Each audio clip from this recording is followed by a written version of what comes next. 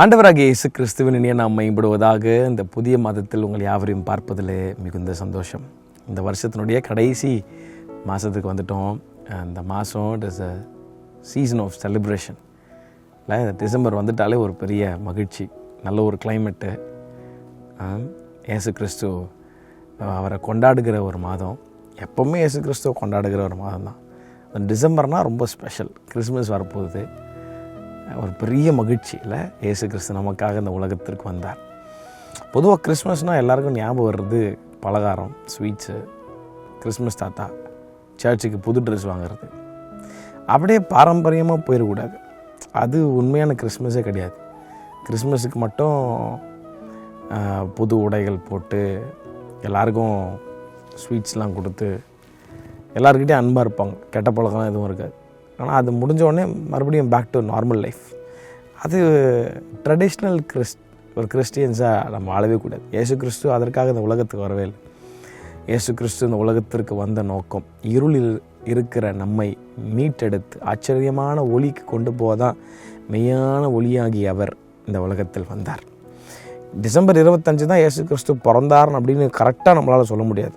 அந்த குளிர்ச்சியான காலத்தில் அவர் பிறந்தார். உலகம் இன்றைக்கி அதை ஒரு ரிசம்பிளன்ஸாக, இயேசு கிறிஸ்து பிறந்தது உண்மை, அதில் எந்த விதமான மாற்றம் இல்லை. அவர் பிறந்த இடம், அவர் அடக்கம் பண்ணப்பட்ட இடம், அவர் உயிர் தெழுந்து போன இடம், அவர் அற்புதம் செய்த இடங்கள் எல்லாம் இன்றைக்கும் ஆதாரமாக சாட்சியாக உள்ளது.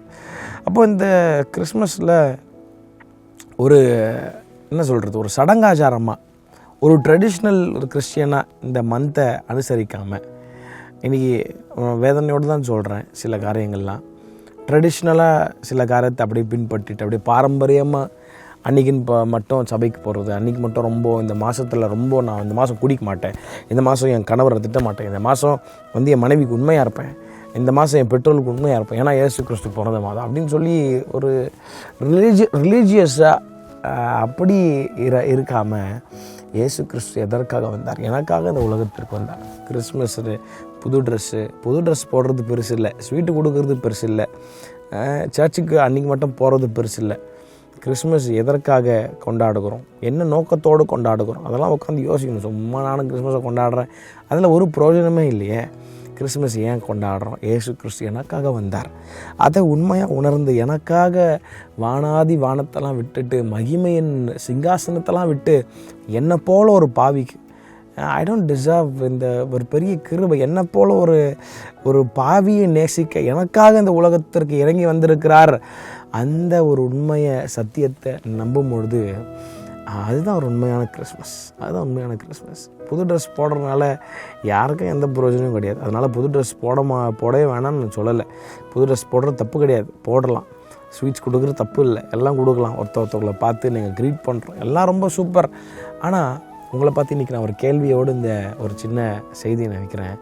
why are you celebrating Christmas? what is the reason? ஏன் கொண்டாடுறீங்க? சில பேர் எது கொண்டாடுறோன்னு தெரியாது, இயேசு கிறிஸ்து பிறந்துட்டாருன்னு கொண்டாடும். No, as a Christians, as a matured Christians, we need to understand why we are celebrating Christmas. இந்த கிறிஸ்மஸ் நீங்கள் எப்படி கொண்டாட போகிறீங்க? இயேசு கிறிஸ்து எனக்காக வந்தார். என்னை போல் ஒரு துரோகிக்கு, என்னை போல் ஒரு மோசமானவனுக்கு, அதான் அப்போஸ்தலனாகிய பவுல் சொல்கிறார், பாவிகளும் பிரதான பாவியாகிய என்மேல் அப்படின்றார், இரக்கம் வைத்தாரே. அதை உணர்றீங்களா? அதை உணர்ந்து கொண்டாடுகிற கிறிஸ்மஸ் ஒரு சிறந்த கிறிஸ்மஸாக இருக்கும் என்பதில் எந்த சந்தேகம் இல்லை. இந்த மாதம் முழுவதும் சந்தோஷமாக இருக்கிறது போல் நீங்கள் உங்கள் குடும்பத்தோடு உங்கள் பிள்ளைகளோடு ரொம்ப சந்தோஷமாக இருக்கணும் என்பது எங்களுடைய ஆசை.